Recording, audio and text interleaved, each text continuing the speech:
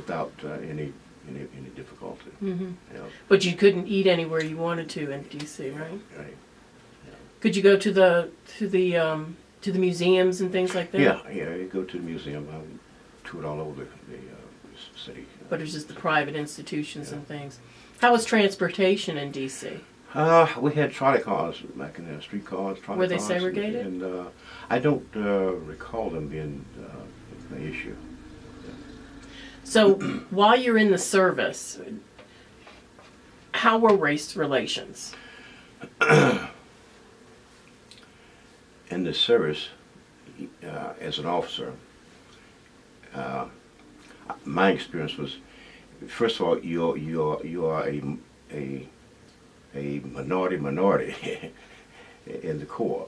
So you're assigned to a unit, and you're only one or two officers in the unit. The rest are whites. And sometimes they snub you. Sometimes it's very overt. Sometimes not so overt. I recall specifically one evening I was going to, me and my wife was going to a function that my battalion commander was hosting, and I was new in the battalion. But going through the receiving line, when my wife gets to the host there to shake hands, she extends a hand, and he turns his back. Turns his back. Now he's my battalion commander. He turns his back. When I came into the unit, they always have what we call a hail and farewell. You hail new arrivals and you farewell those who are departed. I'm a new arrival, and I'm a battery commander, and I'm sitting at the point of the T formation.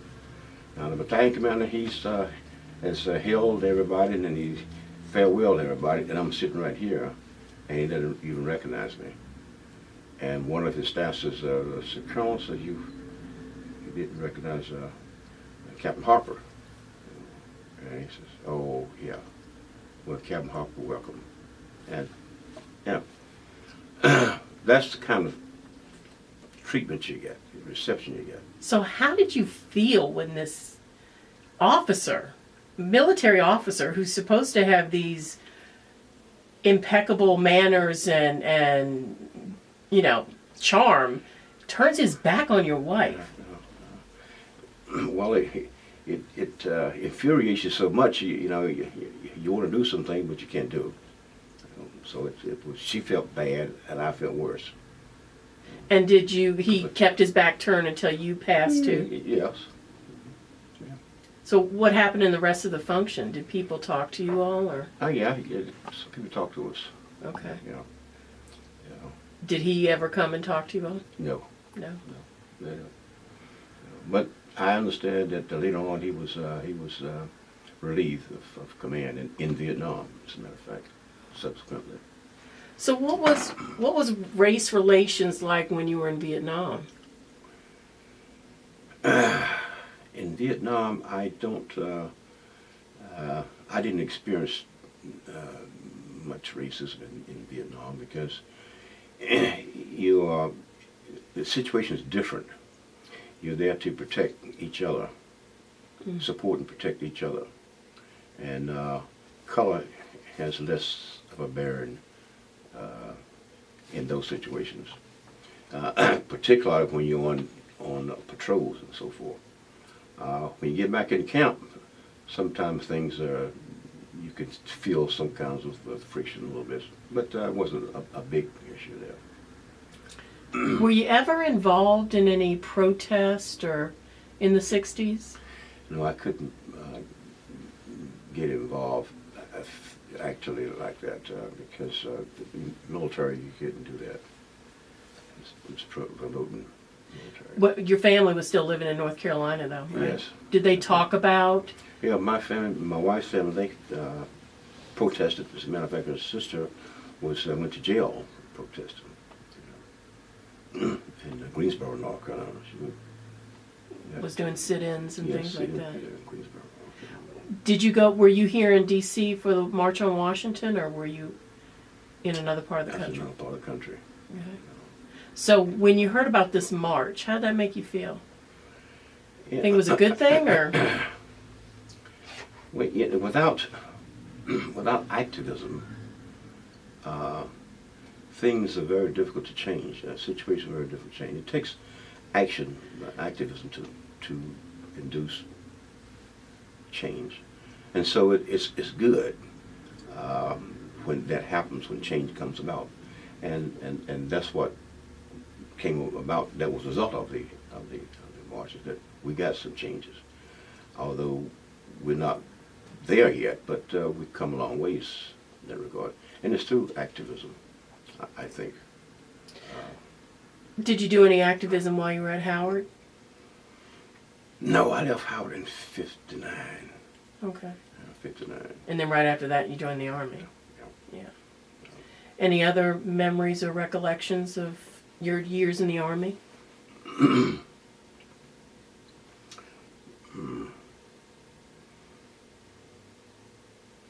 Yeah,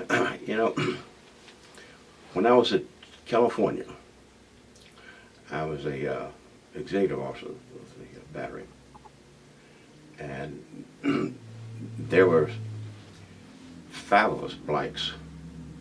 They used a carry-all van to travel to and home to work.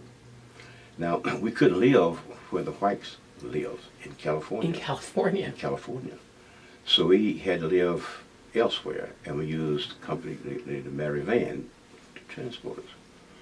So one day we stopped to get gas at a service station, and the lieutenant came around. I was the second lieutenant. He came around to the door and says, "What can I do for you boys?" And we in uniform, And I looked in the back of the van and said, he said, "Why are you looking at it?" I said, I'm trying to see that boy you're talking to. What boy? I said, "I have boys, and I'm not a boy." That's the kind of thing you get.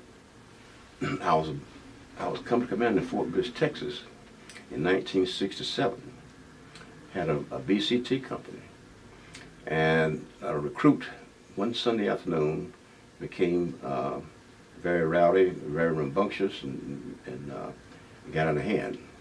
So the first sergeant called me to come into the company to rectify the situation. So I come there, and they tell me what he had done, and so I bring him to my office and talk, and I told him what I was going to do to him.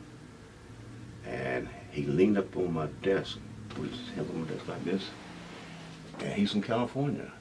He says, "I never thought I'd see the day when a nigger would tell me what to do." And what did you say? My first son grabbed him and took him out. I took him out. But what I did to him, I gave him 6 as court-martial. He was court-martial. Yeah. Yeah. And this was in 1967? Right, 1967. So you really had some hardship being an officer in the military and getting respect. Oh, yes. Oh, yeah. Still do. Yeah. Came here, right here in the county. This was in 87 when I became the administrator for the Dale City Sanitary District and Recreation Center. Well, here's what some people did. I had a assigned parking spot for the administrator. They would occasionally go out and take my car and displace it, move it, and sometimes block me in, with blocks.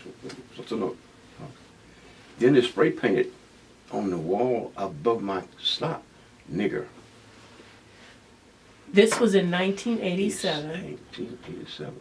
Right And you here. were working for Prince William Prince County. William County. Yeah. And they spray painted nigger Nigger. across. Yeah. And I showed it to my boss. And what did your boss say? He said, "Well, they should have put head nigger up there instead of nigger." He said they should have put head nigger. If they're gonna put nigger, they should have put head nigger up there. Yeah. But we put cameras up there. Yeah. Yeah. So that was 87, right here in Princeton. Of course, you might not know, but in the late 80s, in mid-late 80s, 90s, the Klan was very active here in the county. Can you talk a little bit about that? Well, they were very active in Manassas and Manassas Park, Manassas City, Manassas Park, and points west of Manassas. And they had the FBI come in and do an investigation, and they were leafleting people's homes in the county. What kind of things were they pushing for? I don't recall specifically what they said on the leaflets, but it caused a lot of concern. Yeah. How did the blacks in Prince William County feel about this? Did they feel intimidated, or they're like, oh, we're not going back to this? Well, first of all, the blacks at that time was about, population was, I guess, about 9%, something like that. It's not like it is today. Mm-hmm. And even when I was campaigning for the clerk of the court here in 1990-91, I had trepidation about campaigning out in the western part of the county. And I would take some white fellow with me in the evenings, particularly, if I was going out to the west part of the county, to campaign, because I didn't want to be there by myself. Yeah. So long, like, Because you just didn't know what was going to happen. that's right. Didn't know what was going to happen.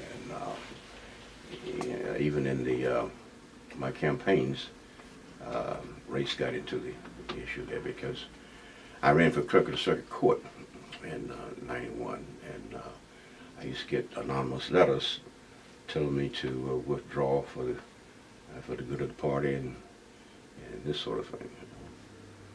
And you felt that was clearly because you were African American? Absolutely. I mean, the position of clerk of the court